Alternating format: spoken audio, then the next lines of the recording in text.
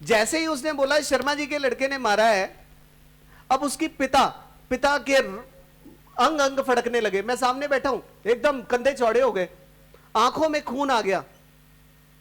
बस अब तो शर्मा जी के परिवार का कत्ल करना है उन्होंने। अब उन्होंने ठान ली, कह रहे अभी चल, उन्होंने मारा ना तेरे को, आज काट के आऊंगा, सारा पूरा परिवार ही उनको मार दूंगा। अब एक ही ललक रहेगी दिमाग के अंदर, शर्मा जी को छोड़ूंगा नहीं, मेरे लौंडे को मारा उसने।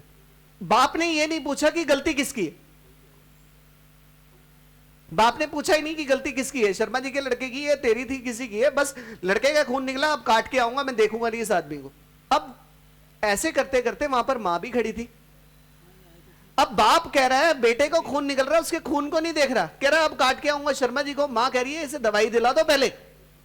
अब मां का नंबर आता है, मां ने देखा अपने बेटे को, उसको दर्द हुआ, कह रही पहले इसे दवाई दिलाने चलो, उसके बाद शर्मा जी को मारेंगे। मुझे भी गुस्सा आ रहा है, शर्मा जी के पूरे परिवार को देखेंगे।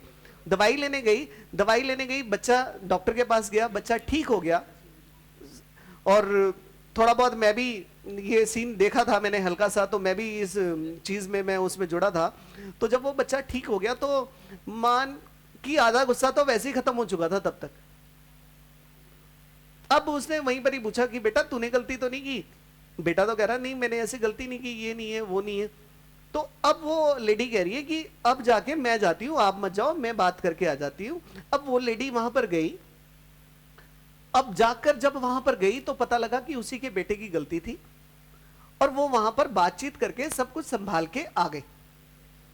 लेकिन जो जिन्होंने मुझे बुलाया हुआ था वो तो इतने खुंदक में थे कि वो कत्ल कर देंगे, उनका मार देंगे, काट देंगे। अब यही पुरुष प्रधान एक सत्ता का एक सिस्टम है। अगर लड़ाइयां क्यों होती हैं?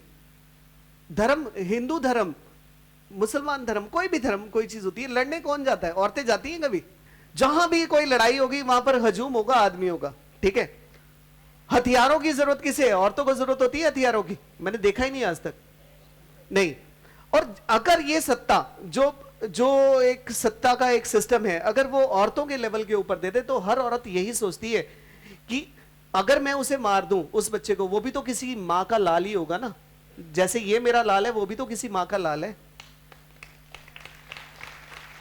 तो ऐसे लाल को मार के मुझे क्या फायदा? जैसे मैं अपने बच्चे के लिए रो रही हूं वैसे ही एक मां भी तो रोएगी उस बच्चे के लिए, क्योंकि दर्द तो केवल एक मां के अंदर ही है, सब कुछ एक मां के अंदर ही है। और यहीं पर ही अगर ये सत्ता केवल औरतों के हाथ में पूरी दुनिया के अंदर चली जाए तो यकीन करिए हथियार बनाने की जरूरत खत्म हो जाएगी, हथियार नहीं बनेंगे, फिर हथियारों का काम ही खत्म हो जाएगा।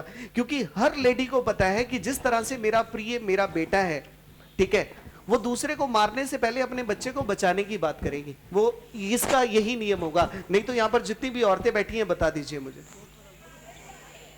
गलत तो नहीं है? और आदमी के दिमाग में होगा मेरे लड़के को लगी है पहले मैं उसे काट के आऊंगा, गलत या सही?